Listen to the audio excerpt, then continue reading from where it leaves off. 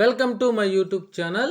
AP ఉద్యోగుల pending బిల్లులు చెల్లింపులపై CM సానుకూలం. DA, ఐఆర్లపై సీఎంను కలిసిన ఉద్యోగ సంఘాల నేతలు. ఆ వివరాలేంటో ఒకసారి ఈ వీడియోలో మనం తెలుసుకుందాం. ఇక వివరాల్లోకి వెళ్ళినట్లయితే ఆంధ్రప్రదేశ్ పెన్షనర్ల సమస్యలు, ఉద్యోగుల బకాయిలు, డిఏ చెల్లింపులు వంటి కీలక అంశాలపై ముఖ్యమంత్రి చంద్రబాబు నాయుడు సానుకూలంగా స్పందించారని ఏపీ ఎన్జీఓ మాజీ అధ్యక్షుడు, ఆల్ ఇండియా పెన్షనర్ల సంఘం జనరల్ సెక్రటరీ పూర్ణచంద్రరావు తెలిపారు. బుధవారం అమరావతి సచివాలయంలో మీడియాతో మాట్లాడిన ఆయన తమ సంఘం ప్రతినిధులను సీఎంను కలిసి పెన్షన్ల సమస్యలపై చర్చించారని పేర్కొన్నారు.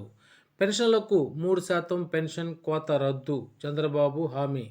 గత ప్రభుత్వం పెన్షనర్ల క్వాంటమ్ ఆఫ్ పెన్షన్ ఏక్యూపీని 3% రద్దు చేసిన సంగతి తెలిసిందే. ఈ కోతను వెంటనే పునరుద్ధరిస్తామని హామీని సీఎం చంద్రబాబు నాయుడు గారు ఇచ్చారని పూర్ణచంద్రరావు గారు తెలిపారు. అలాగే డిఏ బకాయిలను దశలవారీగా చెల్లిస్తామని సీఎం హామీ ఇచ్చారు. ఉద్యోగుల బకాయిలు 25,000 కోట్ల చెల్లింపులపై చర్చ. ఉద్యోగులు, ఉపాధ్యాయులు, పెన్షనర్లకు బకాయిలుగా ఉన్న 25,000 కోట్ల రూపాయలు బిల్లులను చెల్లించాల్సిన బాధ్యత ప్రభుత్వంపై ఉందని ఆయన గుర్తు చేశారు.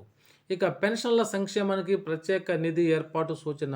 పెన్షన్ల సంక్షేమాన్ని దృష్టిలో ఉంచుకొని ఒక ప్రత్యేక నిధిని ఏర్పాటు చేయాలని సీఎం చంద్రబాబును కోరామని పూర్ణచంద్రరావు తెలిపారు. దీనిపై ప్రభుత్వం అంచనా వేసి త్వరలోనే ఓ నిర్ణయం తీసుకునే అవకాశం ఉందని వెల్లడించారు. ఉపాధ్యాయుల కోసం హెల్త్ కార్డుల మంజూరు. ప్రస్తుతం కార్పొరేట్ ఆసుపత్రుల్లో ఉపయోగించడానికి హెల్త్ కార్డులు లేకపోవడంతో ఉపాధ్యాయులు, ఉద్యోగులు ఇబ్బంది పడుతున్నారని పేర్కొన్నారు. దీంట్లో భాగంగానే తెలంగాణలో కూడా కొన్ని కార్పొరేట్ ఆసుపత్రుల్లో ఏపీ ఉద్యోగులు వైద్యం చేయించుకోవడానికి అవకాశం కల్పించిన సంగతి తెలిసిందే.